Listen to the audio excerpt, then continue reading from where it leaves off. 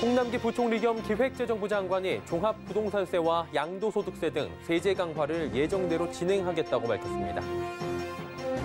서울 동작구 흑석 2구역 등 8곳에서 공공재개발 시범사업이 추진되며 4,700여 세대가 들어설 전망입니다. 한국은행 금융통화위원회가 연 0.5%인 기준금리를 동결했습니다. 경기 회복을 위해 당분간 완화 정책을 유지하기로 한 것으로 풀이됩니다.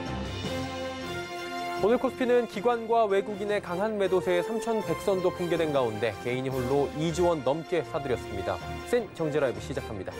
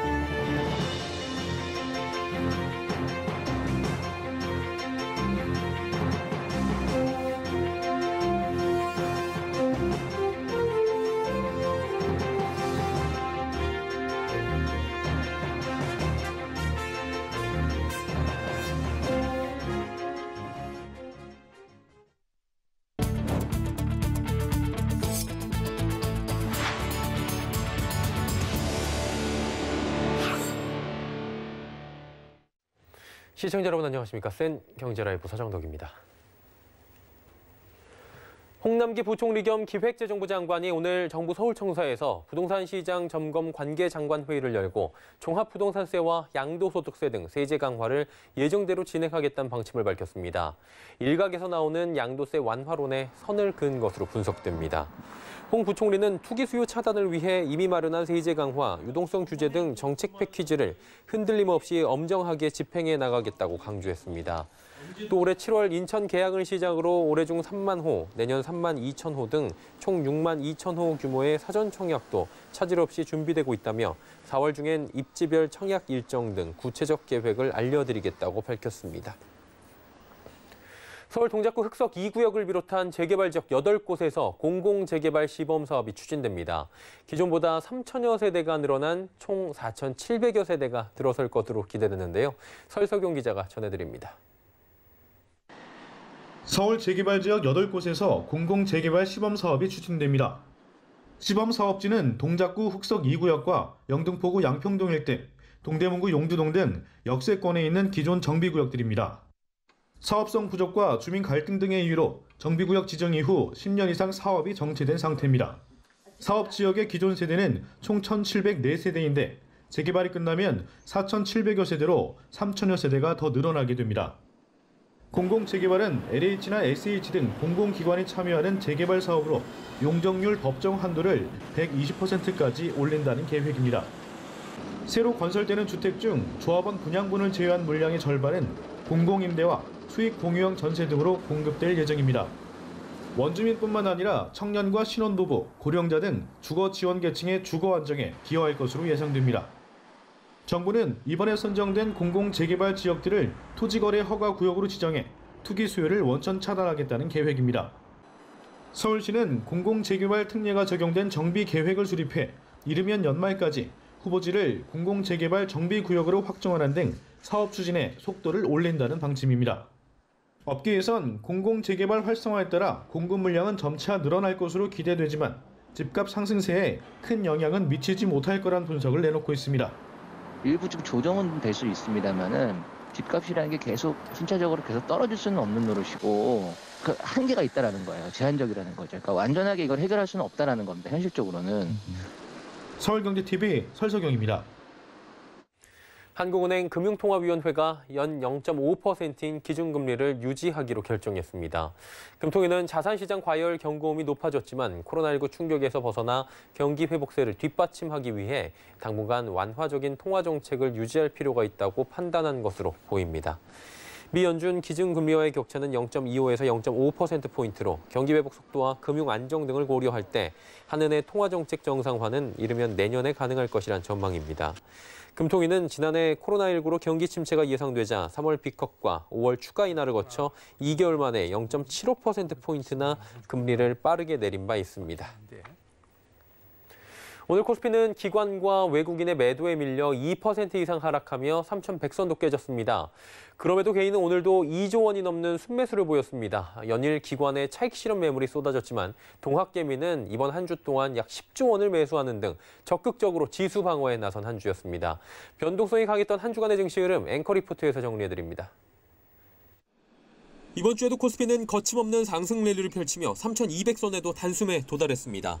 하지만 10주 연속 쉬지 않고 지수가 급하게 상승한 데다 미국 10년물 국채 금리 상승에 따른 기술주의 하락, 여기에 비트코인 가격 급락까지 더해지며 주식시장의 변동성은 심화됐습니다.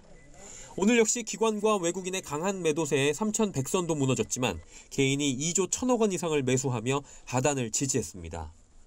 변동성 강한 조정 장세 속 동학개미는 증시의 든든한 안전판이 돼주고 있는 겁니다. 시중의 대기자금으로 불리는 예탁금은 현재 70조 원을 넘어선 상황 속 풍부한 유동성을 무기로 동학개미는 12일부터 13일 이틀간 코스피 시장에서 7조 원 가까이 매수하며 기관의 매도 물량을 모두 받아냈습니다.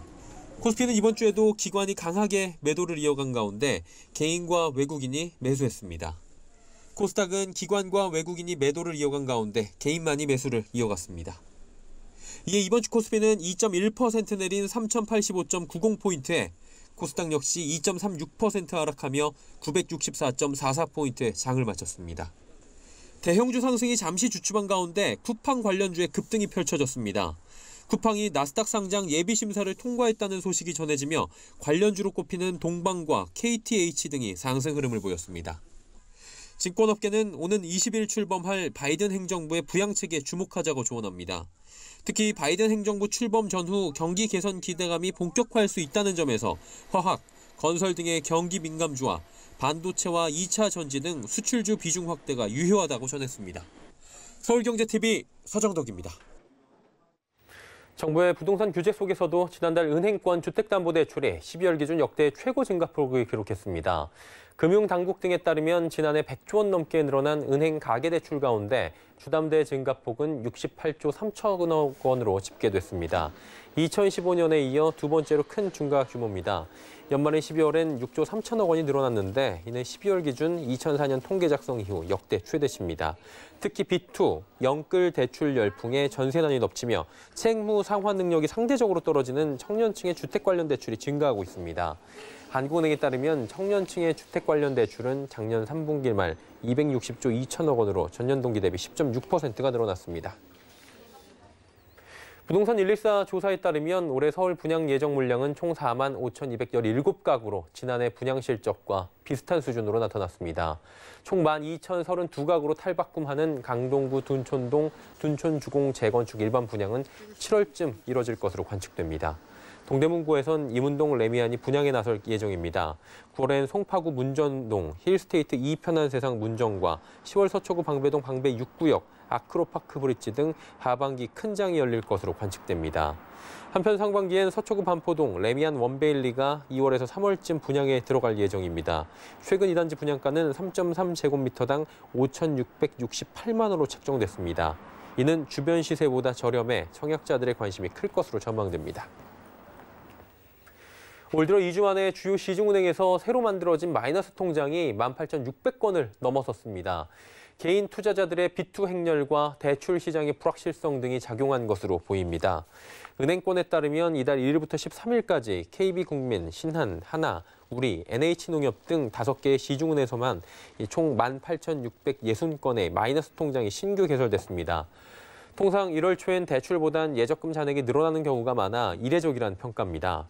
주식 투자와 치솟는 집값을 감당하기 위한 대출 수요 등이 맞물려 은행권의 전체 개인 신용대출 잔액도 급증하고 있습니다. 같은 기간 5개 은행의 신용대출 잔액은 135조 3,695억 원으로 지난해 12월 말보다 1조 7,213억 원 늘어났습니다. 정부가 오늘 기존 정비구역을 대상으로 1차 공공재개발 사업지 8곳을 발표했죠. 신규 지역으로 참가 신청서를 낸 아현 1구역에서 최근 명의도용 사건이 있었던 것으로 확인됐습니다. 공공재개발에 반대한다는 민원 서류에 찬성자들의 이름이 도용되며 논란이 일고 있다고 하는데요. 지혜진 기자의 단독 보도입니다. 서울 마포구 아현 1구역 소유주 윤정옥 씨는 최근 자신도 모르게 본인의 이름으로 구청에 민원이 접수된 사실을 알았습니다. 공공재개발에 반대한다는 내용의 민원. 그러나 윤 씨는 공공재개발에 찬성하며 찬성 동의서도 제출했습니다. 그 공공재개발에 찬성을 했는데 며칠 전에 구청에서 제가 이제 확인을 해본 결과 제 이름이 도용이 돼서 공공재개발을 반대하는 동의서가 제 명의로 들어갔다고 그러더라고요. 현재까지 윤 씨처럼 명의가 도용된 것으로 파악된 사람은 총 50여 명. 무단으로 도용된 명의는 구청 민원에 접수됐고 마포구청은 지난해 12월 해당 민원을 처리했습니다. 주민들의 의지와 동의율은 공공재개발 사업지 선정 과정에서 중요한 요건 중 하나입니다. 아현 1구역처럼 신규 지역에서 공공재개발을 추진하려면 전체 토지 등 소유자 3분의 2 이상의 동의가 필요합니다. 반대로 말하면 3분의 1 이상이 반대하면 사업 진행이 어려울 수 있다는 겁니다. 실제 공공재개발 반대 여론이 절반 이상인 강북구 강북 2구역의 경우 이번 1차 후보지로 선정되지 않았습니다. 현재 공공재개발 추진 모임은 명의도용을 한 박모 씨를 상대로 개인정보보호법 위반 등의 법적 대응을 검토 중입니다. 최소한의 신분증 4번이나 인감증명서라도 첨부가 돼야 그런 동의서만 유효한 걸로 봐야 이런 위조 문제가 좀 사라지지 않을까라는 생각. 오늘 공공재개발 1차 후보지가 발표된 만큼 기존 정비사업의 구태가 공공정비사업에서도 이어지지 않으려면 보다 엄밀한 절차가 필요해 보입니다. 서울경제TV 지혜진입니다. 기아자동차가 31년 만에 회사 이름을 공식 변경합니다. 자동차를 뗀 기아로 전통 제조업에서 벗어나 모빌리티 솔루션 기업으로 도약한다는 방침입니다. 정세미 기자입니다. We are changing not only the logo, but also our corporate name in order to symbolize the total transformations we have planned. So, we have changed our name from Kia Motors Corporation to simply Kia. 기아가 기존 명칭인 기아자동차에서 자동차를 뺀 기아로 사명을 변경합니다. 기아는 오늘 오전 온라인으로 뉴 기아 브랜드 쇼케이스를 열고 새로운 브랜드 지향점과 구체적인 미래 전략을 발표했습니다. 먼저 새로운 사명 기아로 기존 제조업 중심에서 벗어나 혁신적인 모빌리티 제품과 서비스로 사업 영역을 확장하겠다는 의지를 밝혔습니다. 사명 변경과 함께 지난해 초 발표한 중장기 사업 전략 플랜 S도 본격화합니다. 플랜 S는 전기차와 모빌리티 솔루션, 모빌리티 서비스, 목적 기반 차량 등으로 사업을 확장하는 전략입니다. 이를 위해 청정에너지와 재활용 소재 활용을 확대해 지속가능한 모빌리티 생산 체제를 구축합니다. 또한 오는 2027년까지 7개의 전용 전기차 라인업을 선보입니다. And we plan to launch 7 new dedicated EVs by 2027, while simultaneously promoting sustainable manufacturing through the uses of clean energies and recycling materials. 한편 전용 플랫폼 EGMP 기반의 전기차는 EV라는 이름으로 올해 1분기에 공개될 예정입니다. 서울경제TV 정세미입니다.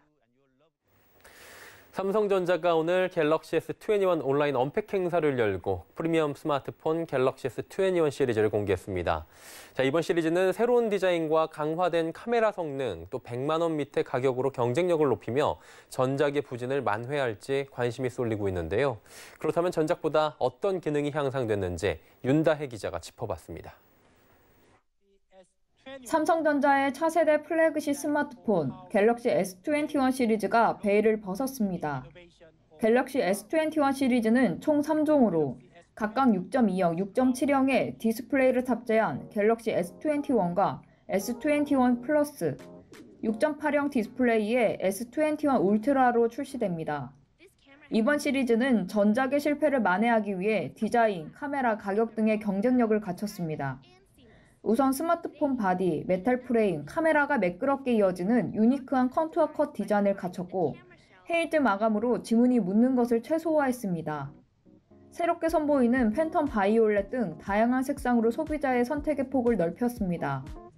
이번 시리즈는 갤럭시 스마트폰 중 가장 강력한 성능의 최신 5나노미터 프로세서, 대폭 강화된 AI 기술로 모든 일상을 영화와 같이 생생하게 기록해주는 카메라가 탑재됐습니다. 스페이스 줌 기능도 향상됐습니다. 하이브리드 강압줌을 통해 최대 3배까지, AI 기반의 슈퍼 레졸루션 줌으로 최대 30배까지 줌 촬영이 가능합니다. 20배 줌부터 자동으로 흔들림을 잡아주는 줌락 기능도 지원합니다. 가격도 전작보다 경쟁력을 갖췄습니다. 전작 갤럭시 S20는 가격 등으로 판매가 부진해 지난 한 해 동안 3천만 대를 못 넘겼습니다. 갤럭시 S21의 출고가는 99만 9,900원으로 전작보다 24만 원 정도 저렴합니다. 다만 전작과 달리 환경보호를 이유로 충전기와 이어폰은 기본 구성에서 제외됐습니다. 삼성전자는 오늘부터 사전 예약을 시작하며 오는 29일 출시할 예정입니다. 서울경제TV 윤다입니다.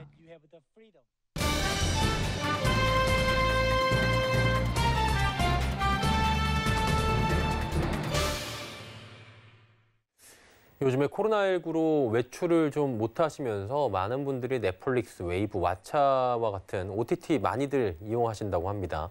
올해는 디즈니 플러스, 애플 TV 플러스 등 글로벌 OTT의 한국 서비스가 예정돼 있어서 OTT 이용자분들에겐 어떤 콘텐츠를 봐야 할지 하는 행복한 고민이 늘어날 수 있다고 하죠. 글로벌 OTT 한국 진출 소식을 산업부의 서청석 기자와 이야기 좀 나눠보도록 하겠습니다. 나와 있습니까? 네, 안녕하세요. 예. 마블 시리즈로 유명한 디즈니 플러스가 서비스된다. 뭐 이런 얘기들은 지난번 보도를 통해서도 저희가 들어봤잖아요. 그렇다면 언제쯤 서비스가 되고 또 그 밖에 OTT는 또 어떤 것들이 나옵니까? 네, 먼저 디즈니 플러스는 지난해 12월 공식 트위터 계정을 통해 2021년 새로운 서비스 지역을 밝혔습니다. 북유럽과 홍콩, 그리고 한국을 포함한다는 내용을 담았습니다. 그러니까 2021년인 올해 안에 한국에 디즈니 플러스가 서비스되는 건 확실한 겁니다. 디즈니 플러스는 이미 지난해 9월부터 자사 콘텐츠의 현지화 작업을 진행했는데요. 넷플릭스가 한국 서비스를 준비했던 시간이 6개월이었던 것을 감안했을 때 디즈니 플러스 역시 올해 3월 서비스되는 것 아니냐는 의견이 있었지만 코로나19 등으로 인해 출시가 늦어져 이르면 올해 9월 서비스될 거라는 분석이 나오고 있습니다.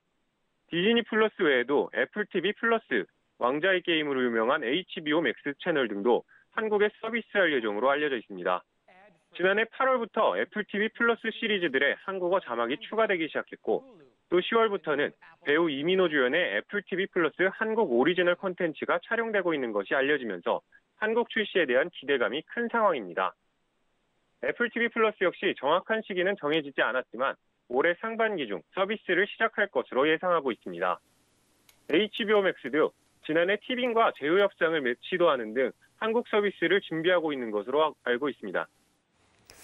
뭐 이름만 대도 알만한 글로벌 OTT들이 지금 대한민국에 진입한다 뭐 이런 얘기로 들리는데 그렇다면 한국 시장에 이렇게 관심을 갖는 이유가 있겠죠? 네, 이유는 간단합니다. 네. 한국 콘텐츠의 영향력이 커지고 있기 때문인데요. 2015년 넷플릭스가 한국 서비스를 결정했을 때만 해도 한국 시장은 아시아에서 중요한 시장이 아니었습니다. 주로 일본과 호주, 중국 등이 주요 시장이었는데 막상 넷플릭스가 한국 시장에 진출해보니 상황이 다르다는 걸 느낀 겁니다. 아시아 시장 공략을 위해 잠시 머무르는 것 정도라고 생각했던 한국 시장이 아시아 시장 공략을 위한 전진기지였다는 걸 깨닫게 된 건데요. 한국 콘텐츠가 베트남, 태국, 대만, 필리핀, 홍콩 등에서 큰 인기를 얻으며 넷플릭스의 아시아 시장 회원 모집에 큰 발판이 되고 있는 겁니다. 실제 지난해 12월 공개된 한국 드라마 스위트홈은 한국을 포함한 필리핀, 대만, 태국, 베트남 등 아시아 8개국에서 넷플릭스 TV쇼 차트 1위에 올랐고 세계 TV쇼 순위에서도 한국 드라마는 꾸준히 상위권을 유지하고 있습니다.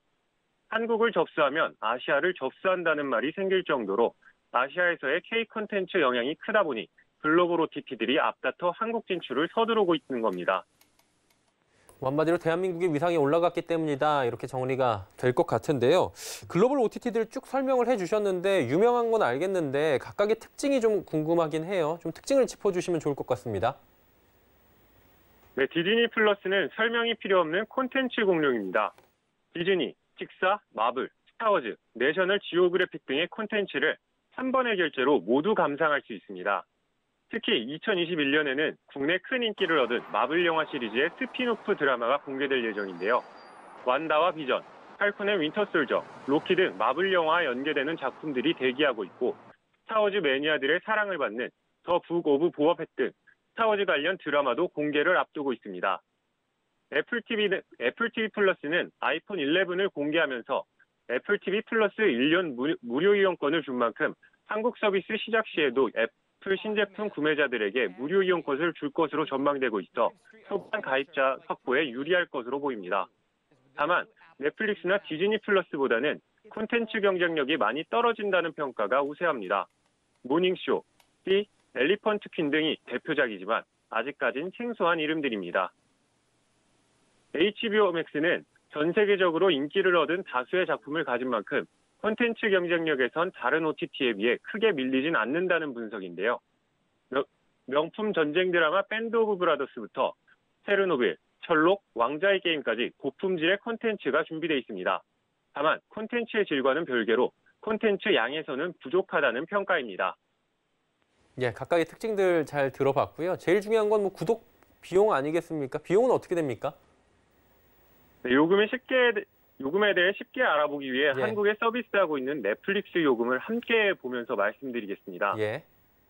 현재 넷플릭스에서 가장 저렴한 베이직 요금제는 8.99달러입니다. 넷플릭스는 스탠다드 10.99달러, 프리미엄 15.99달러로 등급에 따라 가격의 차이가 있는데요. 디즈니 플러스는 등급 구분 없이 월 6.99달러입니다. 애플 TV는 월 구독료가 가장 저렴한 4.99달러이고 반대로 HBO Max는 월 14.99달러로 넷플릭스 프리미엄 요금제 다음으로 비싼 가격을 형성하고 있습니다.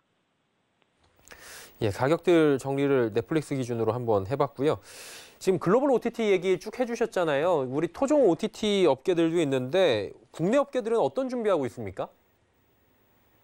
국내 OTT 사용자 중 절반이 조금 넘는 약 52%가 넷플릭스를 사용하고 있는 만큼 현재도 토종 OTT들은 힘든 상황인데요. 디즈니 플러스나 애플 TV 플러스, HBO Max 등 글로벌 OTT 가세로 토종 OTT의 경쟁은 더욱 치열해질 것으로 보입니다. 웨이브, 왓챠 등은 오리지널 콘텐츠에 대한 투자를 더욱 늘려 콘텐츠 경쟁력을 키우겠다는 계획을 밝혔습니다.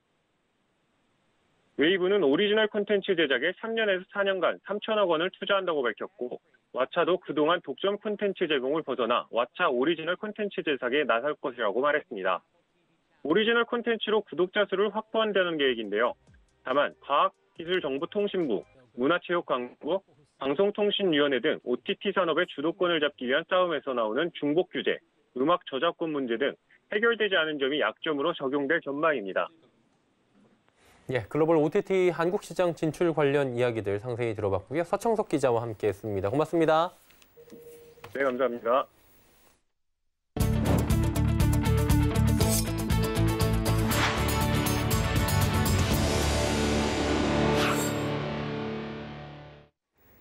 공공재건축으로 공급 가구 수가 최대 2배가량 늘어나고 분담금은 최대 74%까지 줄어들 수 있다는 사전 컨설팅 결과가 나왔습니다.